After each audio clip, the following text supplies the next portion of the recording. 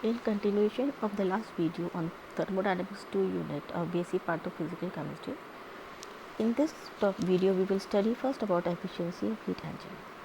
The fraction of the heat absorbed by a machine that it can transform into work is called the efficiency of the machine.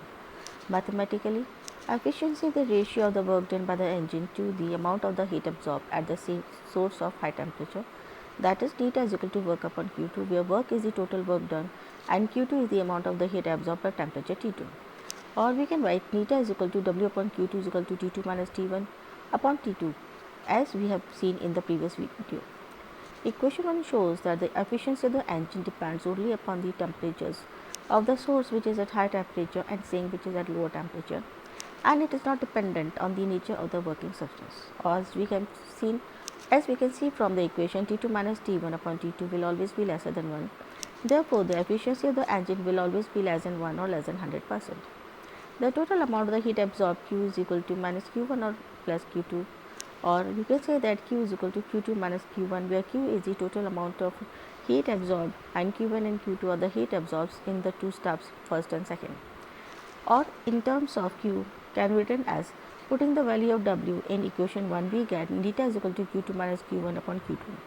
Now comparing both the values of neta, the equation becomes Q2 minus Q1 upon Q2 is equal to T2 minus T1 upon T2. This equation can be simplified to 1 minus Q1 upon Q2 is equal to 1 minus T1 upon T2, or we can write it as Q1 upon Q2 is equal to T1 upon T2. Now we come to the characteristics of a reversible cycle. Carnot cycle is a reversible cycle. At the completion of the cycle, the engine returns in its original state or initial state, or we can say that energy of the system returns to its original state. For the cycle to complete, there are two processes, that is first forward and the second opposing or backward. That is, direction of the process changes, so do the sign of the heat, but the magnitude value remains same. Now we come to the characteristics of reversible. Then there are two directions, first forward and the second opposing direction. In the first forward direction, the total amount and the heat of the steps is Q, Q2 and minus Q1, and the relation between the total amount of the heat and the heats of the steps is Q is equal to Q2 plus in the brackets minus Q1. And in the second step, which is in the opposite direction, the total amount of the heat is minus Q and the heats of the step are minus Q2 and plus Q1, and the relation between the total amount of the heat and the heats of the steps is minus Q is equal to Q2 plus Q1. Next we come to the Carnot theorem. Now it is seen that according to Carnot theorem, all reversible engines or heat engines working between the same two temperatures have the same efficiency. Further states that the efficiency of a reversible engine is maximum for the given temperature. Now we come to the proof of the temperature. Now supposingly two reversible engines A and B are working between the source and sink both at the same temperature, that is T1. Now in such a manner that according to normal Carnot cycle, A is working in the forward direction and B is working in the opposing direction. Now let's say the efficiency of the engine A, that is neta A, is higher than the efficiency of the engine B, that is neta B. So we can say that neta A is greater than neta B. Now engine A absorbs Q2 heat from the source T1, transforms it a fraction of heat Q2 to work and gives up heat, that is minus Q2 minus W to sink. Now engine B, since working in opposite direction, absorbs heat Q2 minus W from sink as minus work has been done on it, and minus Q2 heat is given to the source. Now as A is more efficient than B, then we can say that the work done by forward direction is more than the work done in the opposing direction by the engine B. So we can say that engine B will transform less portion of heat Q2 to work. Thus we can say that Q2 minus W prime will be greater than Q2 minus W. This means the amount of the heat absorbed by B from sink is greater than the amount of the heat given by A to the sink.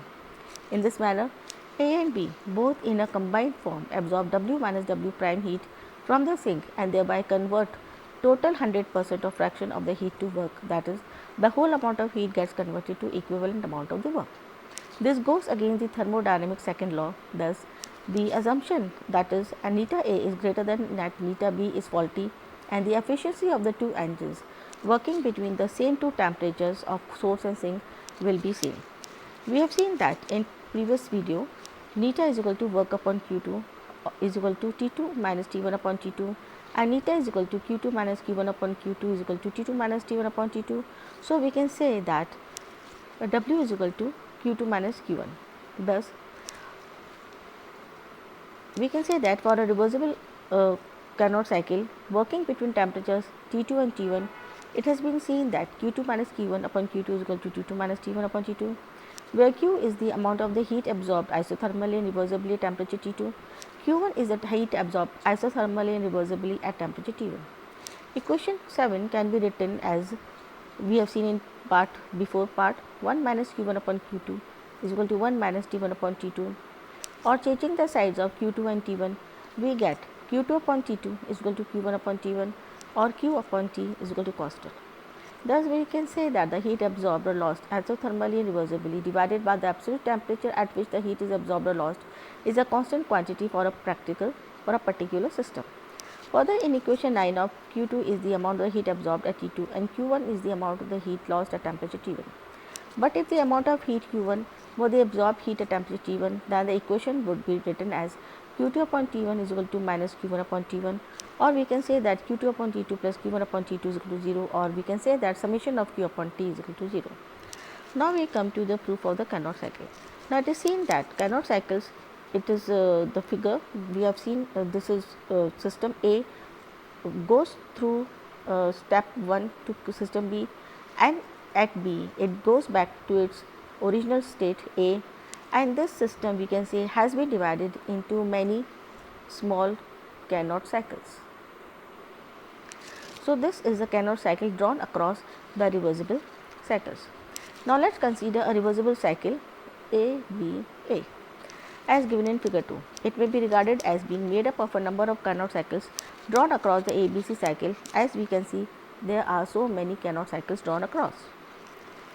These successfully from A and B, going through all the cycles successfully from A to B, it can be shown that all paths inside the closed curve ABA cancel each other, leaving only the zigzag path, which is almost the same as path ABA of the reversible cycle. By making each Carnot cycle smaller and increasing their number, it can be seen to correspond more closely to ABA. The reversible cycle can therefore be regarded as being made of an infinite number of Carnot cycles. For each of the cycles, we have summation of Q upon T is equal to 0. Hence, for infinite number of Carnot cycles, we can say summation dQ upon T is equal to 0, where delta Q is a very small quantity of the heat absorbed at temperature T during the small isothermal change of the reversible process. Further, the above term may be divided in two parts. First, for path A to B, and the second for path B to A. Thus, we can write summation of delta Q upon T is equal to summation of A to B del Q upon T plus summation of B to A del Q upon T, or we can write it that summation A to B del Q upon T plus summation of A B to A del Q upon T is equal to 0, because we know that summation of the total heats, when it comes from A to B to A, the heat change becomes equal to 0, because the system has been returned to its initial state. So, dQ upon T is 0. So, we can write it that summation of A to B dQ upon T is equal to minus summation of B to A to dQ upon T, or we can write it as Q upon A, the path A to B, is equal to minus Q upon T, path B to A. Thus, this equation 19 implies that the total value of the quantity Q upon T for the path A to B is equal to the total value of the quantity Q upon T for the reverse path B to A, and differs only in sign. Hence, we can conclude that the term Q upon T is a state function, that is, its value depends only upon the initial state A and the final state B, and is independent of the path. Obviously, Q upon T is change in the value of a quantities or a function having some definite values at A and B depending upon the pressure, volume and temperature. This quantity or the function is given the term entropy, and it is denoted by the symbol S. Thus, if SA is the value of entropy at A and SB is the value of entropy at B, then it is in going from A to B, the change in entropy would be del Q upon T is equal to delta S is equal to SA minus SB, where delta S is equal to the value Q upon T. Now, entropy is a state function, as we have seen, and it is the change in the value of which from the initial state to the final state it is equal to the quantity Q upon T, that is the total heat absorbed reversibly and isothermally in going from the initial state to the final state, divided by the absolute temperature at which the heat is absorbed. Or we can say that entropy change is the quantity of the heat absorbed isothermally and reversibly divided by the absolute temperature at which the heat is absorbed. Since the derivation of entropy change is based upon Carnot cycle in which the heat is absorbed reversibly, therefore, the expression 20 is valid only when the heat is absorbed reversibly. Thus, the expression 20 can best be written as delta S is equal to Q reversible upon T. Further, as entropy is a state function, a small change in its value can be represented by ds, hence it can be written as ds is equal to Q reversible upon T. Now, if we come to the units of entropy, from the expression delta S is equal to Q upon T, it is obvious that the unit of entropy will be calories per degree if heat is expressed in calories. So, entropy is an extensive property, therefore, depends upon the important to mention the quantity of the substance involved.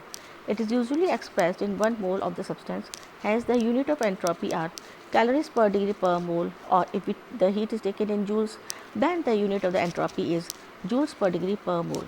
That's all for today. Thank you.